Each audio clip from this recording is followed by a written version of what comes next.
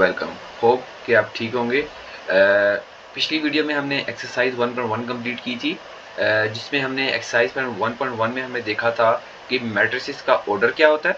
फिर second part में हमने देखा था कि मैट्रिक्स आपस में इक्वल किस तरीके से होती हैं, और थर्ड पार्ट में हमने मैट्रिसेस की इक्वालिटी के बारे में पढ़ा था, और उसमें हमने वेरिएबल की वैल्यू निकाली थी ए बी सी डी की।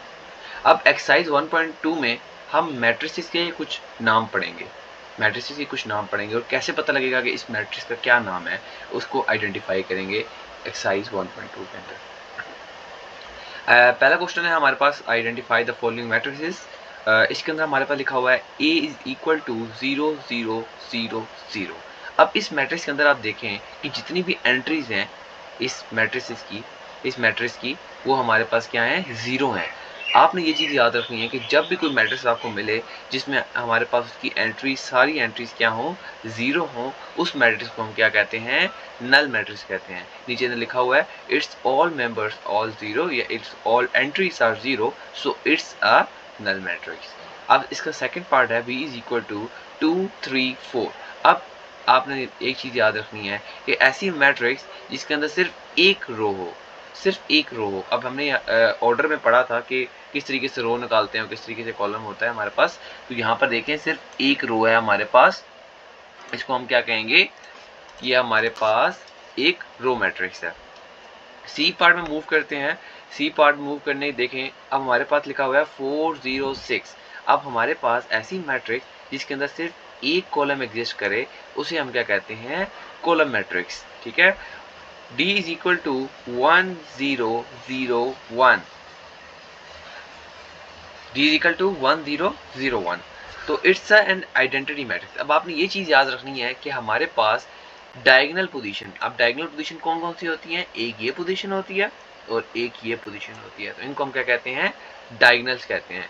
अब डायगोनल में हमारे पास अगर एंट्री 1 आ जाती है और इसको हम बाकी जो एंट्रीज हैं इसके अलावा वो हमारे पास जीरो होती हैं, तो इसको हम क्या कहते हैं, आइडेंटिटी मैट्रिक्स। तो इस केस में हमारे पास जो डायगोनल में एंट्रीज हैं वो सिर्फ 1 है और इसके अलावा जितनी एंट्रीज हैं वो हमारे पास क्या है, जीरो हैं। ठीक है।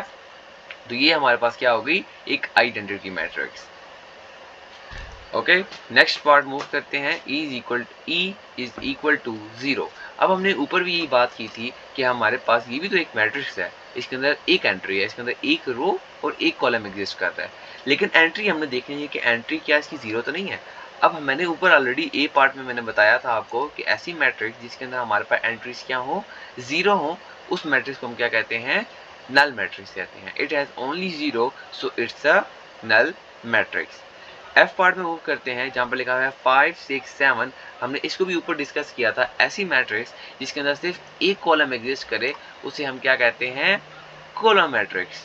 इसमें हमारे पास सिर्फ एक कॉलम एग्जिस्ट कर रहा है, इसलिए हमने इसको कह दिया कि ये एक हमारे पास कॉलम मैट्रिक्स है।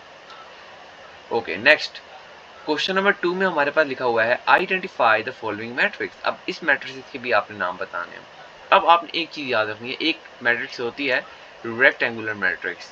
ठीक है, एक होती है रेक्टेंगुलर मैट्रिक्स। रेक्टेंगुलर मैट्रिक्स जिसे कहते हैं हम, रेक्टेंगुलर मैट्रिक्स हम कहते हैं ऐसी मैट्रिक्स अगर जिसकी हम नंबर ऑफ रोज और नंबर ऑफ कॉलम्स को काउंट करें।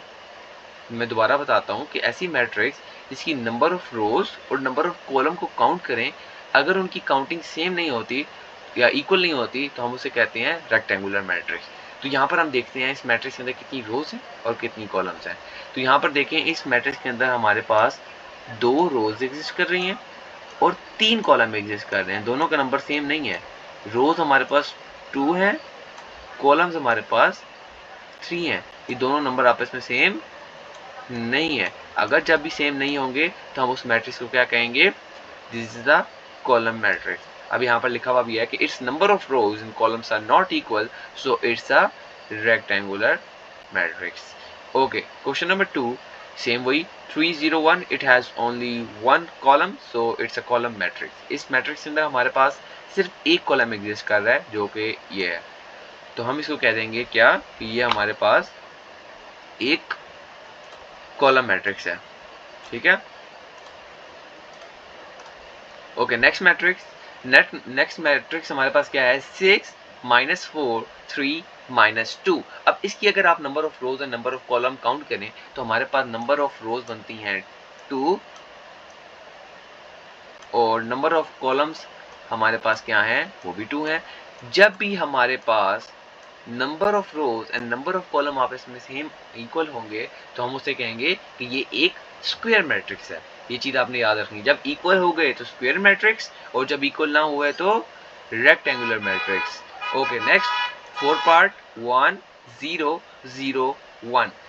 अब इट्स अ आइडेंटिटी मैट्रिक्स। मैंने जैसे को बताया था कि डायगोनल पोजीशन के अंदर एंट्री 1 हो और बाकी जो पोजीशंस हैं वो से हम क्या कहेंगे, वो हमारे पास 0 होनी चाहिए। तो इसको हम मैट्रिक्स को क्या कहेंगे, ये हमारे पास एक आइडेंटिटी मैट्रिक्स भी हो सकती है और इसको हम डायगोनल मैट्रिक्स भी कह सकते हैं, क्योंकि हमारे पास सिर्फ डायगोनल के अंदर एंट्रीज हैं तो हम इसको डायगोनल मैट्रिक्स भी कह सकते हैं और इसको हम आइडेंटिटी मैट्रिक्स या यूनिट मैट्रिक्स भी कह सकते हैं, क्योंकि इसकी डायगोनल में एंट्रीज क्या है, 1 है। अब यहाँ पर फॉर एग्जांपल हमारे पास कुछ और एंट्री भी होती, यहाँ पर 2 भी होता तो हम इसको डायगोनल मैट्रिक्स कहते हैं, लेकिन तब आइडेंटिटी मैट्रिक्स ये चीज़ ना होती।